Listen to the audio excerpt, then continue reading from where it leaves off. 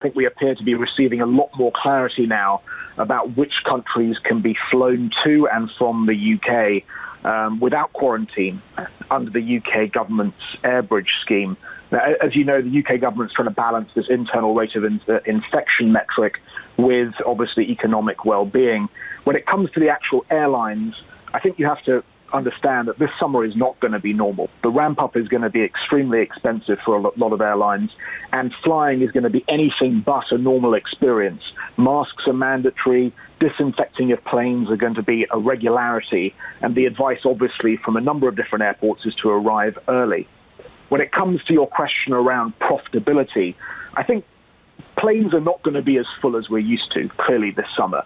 So start thinking about 60 to 80% asset utilization or load factor, i.e. how full the plane is. Now, deals are obviously going to be available. The data suggests that pricing could be down as much as 5 to 30% on a large portion of the EU routes that you see across July and August, and roughly 40% of the schedule will be flying in July, possibly as much as 70% intra-EU coming in August. So I think it'll be a mixed summer, quite frankly.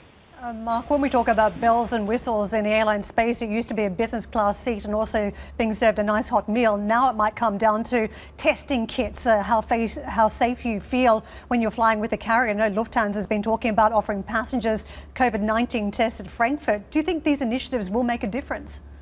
I think initiatives are one way to go about gaining confidence, but ultimately, as you've spoken about this morning on your segment, until you get a vaccine, it's going to be hard to get full confidence in air travel over the next 24 months. I think one thing that Sylvia raised, which is very important, is this bifurcation between short and long-haul routes. You have to remember here that the most profitable route coming out of Europe at the moment is not likely to be opened. Now, that's the transatlantic route. It makes a 15 to 25% EBIT margin in our thinking. And a lot of the network's long-haul carriers coming out of Europe depend on that route. This is not so much a safety question as it is a profitability question for a lot of these airlines. It's balancing the two.